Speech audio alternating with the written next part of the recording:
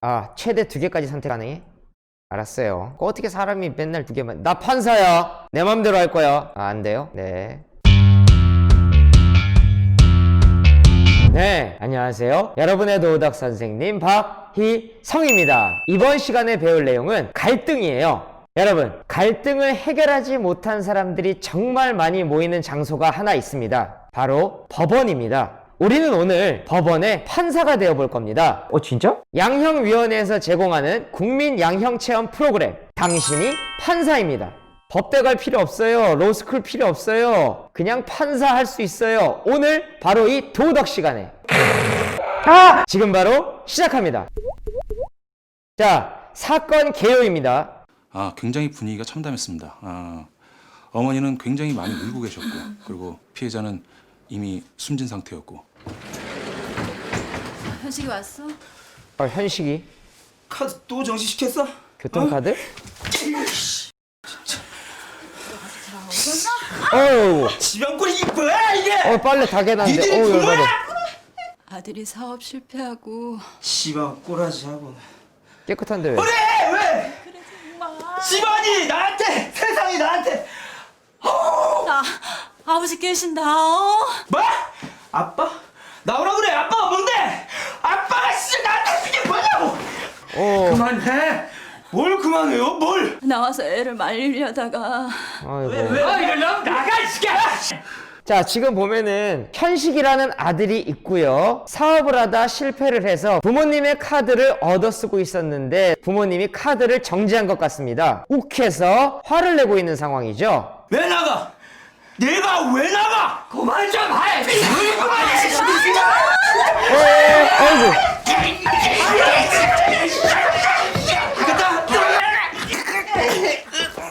아이고. 여기서 목을 조르고 있네. 넥타이인가?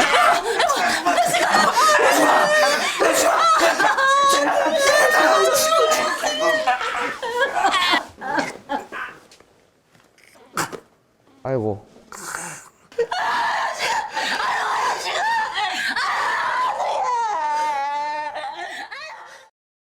뭘 다시 볼래요? 뭐 이런 걸 되게 해맑게 말하고 있어. 다시 볼래요?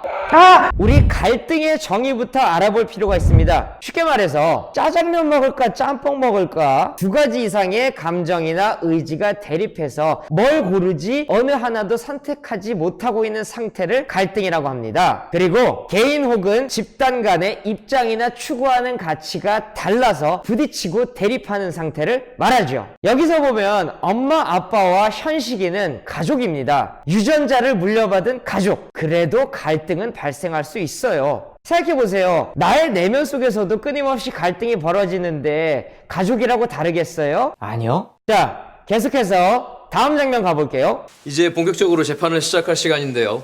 호호. 검사와 변호사는 이런 거 좋아. 각각 VR 어떤 같아, 논리로 VR. 판사인 여러분을 설득하게 될지 궁금해지네요. 그렇네요. 한번 들어가 보시죠. 예, 문 열어주세요. 진짜 열어주네. 고맙습니다. 다 일어났어. 내가 들어가니까. 약간, 이게 나구나.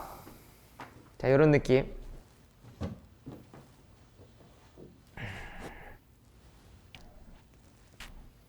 모두 자리에 앉아주세요. 자, 앉아주세요.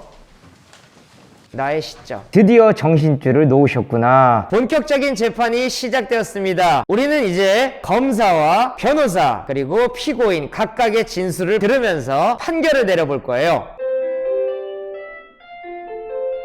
자, 그렇다면 변호사, 피고인은 범행 후에 어떻게 행동했습니까? 피고인은 난동을 부리는 아들을 제압하는 과정에서 뜻밖의 아들이 숨지자 통안의 눈물을 펑펑 쏟으면서 곧바로 뭐야? 저기요? 변호사님, 변호사님 곧바로 뭐예요? 그 다음 얘기가 너무 궁금합니다. 나무늘보도 아니고 저 입술은 왜 또 새초롬하게 표정 내미셨어요? 왜 말을 못하니? 변호사 불러! 곧바로 112에 신고하여 자수하였습니다. 또한 변호사님이 경찰관에서 말을 작성된 더듬으셔. 수사 기록에 의하면 피고인이 서럽게 울다, 피고인이 한참을 울다라는 내용이 반복되고 있으며 조사를 받는 도중 자꾸만 가슴이 뭐예요? 가슴이 뭐예요? 가슴이 찢어진다고 말씀하시려고 그랬죠? 알아요. 가슴이 찢어진다고 호소를 하였다고 합니다. 좋아요. 여기까지 들었어요, 변호사님. 찢어진다라고 호소를 하였다고 합니다. 그렇지. 이러한 사정에 아이 뭐야? 이러한 사정에 B. 비춰볼 때 어? 피고인이 자신의 행동을 얼마나 후회했는지를 잘 알 수 있습니다.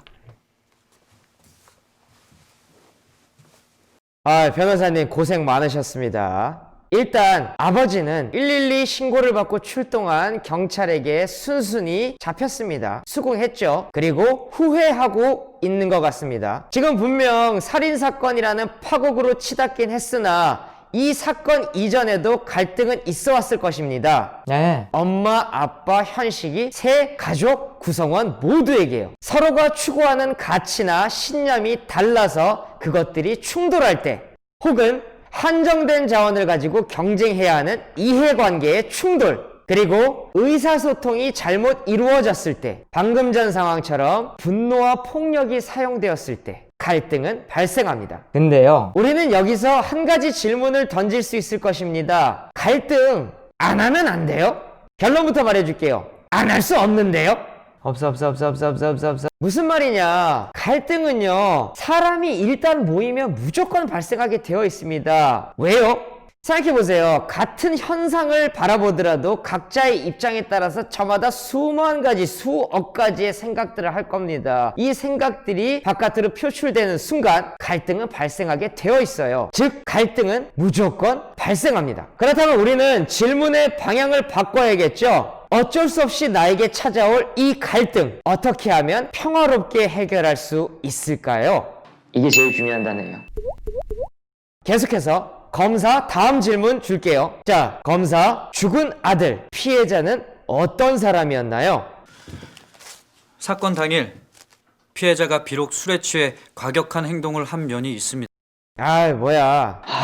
검사님 눈 뒤집어지셨는데요. 개꿀잼 몰카야? 지금 판사 가지고 검사랑 변호사랑 돌아가면서 장난칩니까? 하지만 피해자는 어렸을 때부터 누군가와 문제가 발생하여 경찰에 입건된 적이 전혀 없었습니다. 또한 군인 시절에는 특등병사로 한 달 이상 일찍 진급도 하고 사교성이 좋아 주변에 친구들이 무척 많았다고 피고인도 진술한 바가 있습니다. 자, 죽은 아들 생각보다 주변 대인관계가 좋네요. 군대에서도 특등병사로 포상휴가를 받을 정도였고 친구들과의 관계도 나쁘지 않았습니다. 검사, 굳이 살인까지 가야만 했었나요? 살인을 피할 수 있지는 않았을까요? 맞습니다. 현장에서 피해자가 행패를 부릴 때 피고인이 차라리 그 현장을 떠나버렸다면 이런 참담한 결과를 피할 수 있었을 것입니다. 참 단 오탄데. 또한 피고인의 처가 만류했을 때 바로 목 조르는 것을 그만두었더라면 피해자는 사망하지 않았을 것입니다.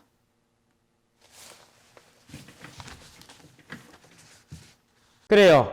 판사인 저도 일견 수긍합니다. 지금 살인을 하지 않고서는 아내와 자신의 목숨이 위태로운 그런 상황은 아니었잖아요. 다른 선택지가 충분히 가능했다는 소리예요. 끄덕끄덕. 우리 저런 식으로 파국으로 치닫지 않고 갈등을 평화적으로 해결하기 위한 자세가 있습니다. 첫 번째, 갈등의 핵심을 잘 파악해야 됩니다. 이 갈등이 발생한 원인이 무엇인지, 그리고 각자가 요구하는 사항은 무엇인지를 정확히 꿰뚫고 있어야 돼요. 두 번째, 상대방을 존중하는 마음 자세가 필요합니다. 상대방을 인격 그 자체로서 귀하게 대해주어야겠죠. 그리고 세 번째, 이성적으로 생각해야 합니다. 감정이 앞서는 것이 아니고요, 감성도 가지되 이성을 중심으로 판단하는 거죠. 끝으로 네 번째, 양보와 타협의 자세를 가져야 합니다. 한 발 좁혀서 갈등의 간격을 줄이는 효과가 있어요. 자, 계속해서 가볼까요? 검사, 최종 의견 진술하세요. 피고인은 아내의 만류에도 아랑곳하지 않고 5분에 걸쳐 목을 힘껏 졸라 앞길이 창창한 아들의 생명을 빼앗는 살인 행위를 창창한 것 같진 하였습니다. 않았는데 뭐 아무튼 살인 범죄 양형 기준에 의하면 피고인의 범행에는 잔혹한 범행 수법이라는 특별 가중 요소가 적용될 수 있는 중한 사안이라 할 것입니다. 피고인에게는 그 행위와 결과에 상응하는 엄한 처벌이 필요합니다. 이 사건에 대하여 관대한 형을 선고한다면 친족 간에 벌어진 살인 사건에 대하여 우리 사회에 경종을 울리기는커녕 선처를 받을 수 있다는 잘못된 인식을 심어줄 우려가 있다는 점도 반드시 고려되어야 합니다. 이러한 사정들을 종합적으로 살펴 피고인을 중한형으로 엄벌해 주시기를 바랍니다. 야, 검사는 역시 검사다. 마법사보단 검사죠. 이런 거 하지 마. 지금 검사가 굉장히 중요한 소리를 해줬습니다. 사연을 들어보면 안타까워요. 안타까운 게 맞아요. 왜? 그런데요, 법은 감정에 휘둘려서는 안 됩니다. 만약에 이런 안타까운 사연들만에 집중해서 약하게 형을 준다면 사람들은 이렇게 생각하겠죠. 아, 저렇게 안타까운 상황이면 죽여도 되는구나, 봐주는구나.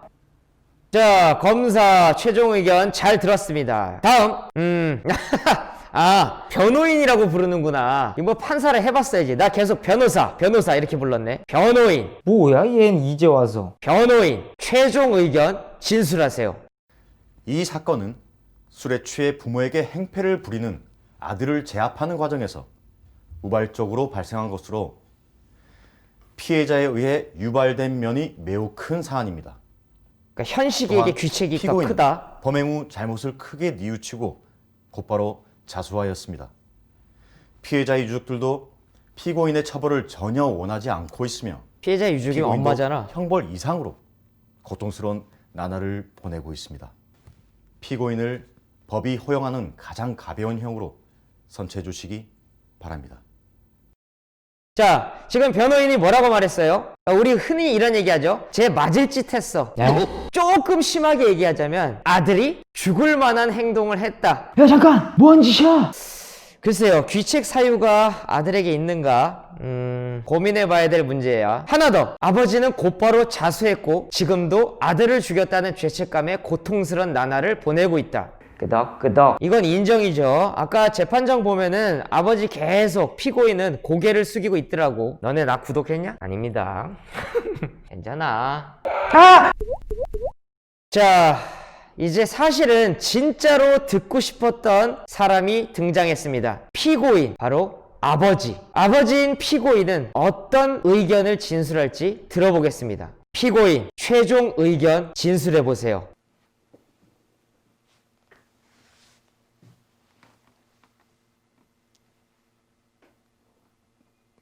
술에 취해서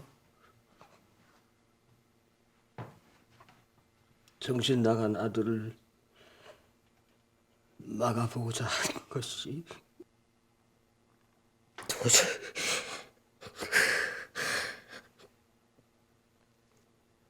돌이킬 수 없는 일을 저지른 것에 대해서 조지의 자식 잃고 살인자의 아내가 된 집사람을 생각하면 또 가슴이 정말 잘못했어.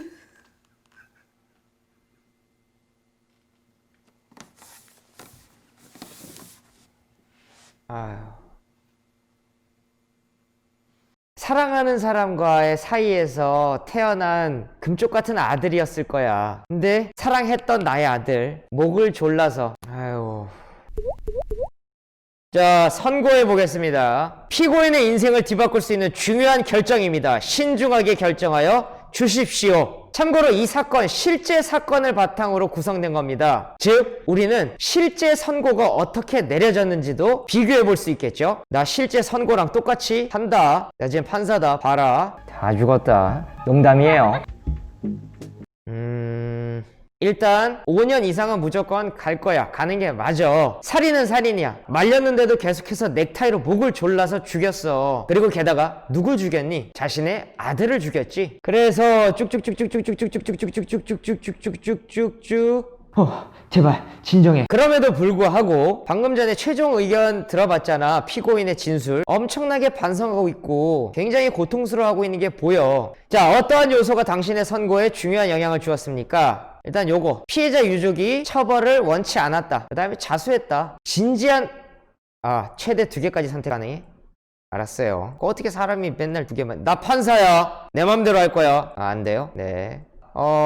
조항상에 있는 부분에서 가장 낮게 줄 수 있는 게 5년이잖아. 자신의 아내가 아들에게 맡고 있는 걸 참다 못해서 한 우발적인 것도 맞고, 그리고 아버지로서 아들을 죽인 것에 대한 죄책감도 느끼고 있고, 내가 보기엔 정상을 참작해서 감경해야 될 요소들을 잔뜩 적용했을 때 그냥 5년을 주지 않았을까? 5년일 것 같아. 5년. 피고인을 징역 5년에 처한다.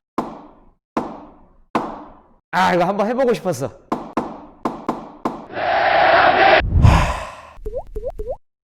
피고인을 징역 5년에 처한다. 봤냐? 양형의 이유에 대해서 말씀드리겠습니다. 이 사건은 피고인이 자신의 아들인 피해자가 술에 취해 모친에게 행패를 부리는 것을 만류하다가 우발적으로 범행에 이르게 된 사안으로서 범행 경위에 다소 참작할 만한 사정이 있습니다. 또한 피고인은 아들이 사망하자마자 직접 112에 전화하여 자기가 직접 자수하였고 걸었어. 맞아. 범행을 모두 자백하면서 잘못을 깊이 뉘우치고 있으며 유족들도 피고인의 처벌을 원치 않고 있습니다. 아울러 피고인에게는 아무런 범죄 전력도 전과가 없습니다. 없는 것도 맞아. 이와 같은 사정들은 피고인에게 유리한 양형 요소입니다. 그러나 살인죄는 그 무엇보다도 존엄한 가치인 사람의 생명을 침해하는 행위로서 말 잘한다. 그 이유를 막론하고 결코 용인될 수 없는 중대한 범죄입니다. 그렇지. 피고인의 범행으로 말미암아 피해자가 큰 고통 속에서 생명을 잃는 돌이킬 수 없는 결과가 초래되었으며, 이와 같은 사정들은 피고인에게 불리한 양형 요소입니다. 이 사건 변론에 나타난 양형의 조건들을 종합적으로 고려하여 주문과 같이 형을 정하였습니다. 어떠한 기준으로 양형이 결정되었는지 이제 아시겠죠? 그냥 가시는 거예요? 다시 오시네. 여러분이 직접 판사가 되어 체험한 느낌이 어떠셨나요? 짧은 시간이었지만 재판 과정과 그만 오세요. 저기 죄송한데. 도움이 되셨으면 합니다. 이제 사회적 거리두기. 여러분도 그 정도. 판사입니다. 당신도 판사입니다. 오지 마세요. 뭐 하는 거야? 자, 우리 오늘 판사가 되어봤죠? 끝으로 평화적으로 갈등을 해결하는 방법 3가지를 설명해 줄게요. 첫째, 협상. 협상은 갈등 당사자끼리 대화와 타협을 통해서 갈등을 직접 해결해 나가는 방식입니다. 이 사건에서는 어머니와 아버지 그리고 현식이 갈등 당사자 3명 간의 대화를 통해서 해결이 되었다면 협상했다라고 할 수 있겠죠. 끄덕끄덕. 두 번째, 조정. 조정은 갈등 당사자 간에 해결할 수 없을 때 제3자가 나타나서 갈등 해결 과정을 돕는 것을 말합니다. 이를테면 이런 거예요. 방금 사건에서는 아버지의 직장 동료가 제3자인 조정자로서 와서 아버지와 아들, 어머니 셋을 앉혀놓고 대화를 진행해 줬겠죠. 끄덕끄덕. 이 경우에 조정이라고 할 수 있습니다. 조정자가 왜 필요하냐고요? 아까 말했잖아요. 갈등 당사자끼리 해결할 수 없다니까. 따라서 이미 협상으로 해결할 수 없을 정도로 갈등의 골이 깊어진 상황이에요. 근데 그 중에 한 명이 진행하려고 든다고 생각해 보세요. 상대방이 말할 때는 끼어들면 안 된다. 야, 너나 끼어들지 마. 끼어들지 말라니까. 이렇게 된다니까요. 그래서 조정자가 필요한 겁니다. 이때 조정자는 첫 번째, 중립성. 어느 한쪽의 편도 들어서는 안 됩니다. 두 번째, 자율성. 우리는 도움만 주는 거예요. 당사자들에게 최대한의 자율성을 보장해 주어야 합니다. 그리고 세 번째, 비공개. 이 모든 과정들은 비공개로 진행이 되어야 합니다. 자, 조정 알아봤고요. 끝으로 평화적으로 갈등을 해결하는 방법. 세 번째, 중재. 중재는 제3자인 중재자가 해결책을 제시하는 방법이에요. 쌤, 아까 조정이랑 똑같잖아요. 아니, 다른데요? 아까 걔는 조정자, 지금 얘는 중재자. 뭐래? 조정과 중재 모두 제3자인 것은 동일합니다. 맞아요. 근데요, 중재 설명할 때 끝에 뭐라 그랬어요? 해결책을 제시해준다. 아까 조정자는 갈등 해결 과정에 도움만 주고 최종적인 결정권은 당사자들에게 맡긴 채 뒤로 슥 빠지는 겁니다. 그런데 중재자는요, 해결책까지 제시해줍니다. 그리고 이 해결책에는 강제성이 있어요. 당사자가 무조건 따라야 한다는 소리죠. 법원은요, 우리 아까 전에 살인사건의 판결을 한 것처럼 판결을 내려주고 당사자들은 그 판결에 따라야 하는 것이죠.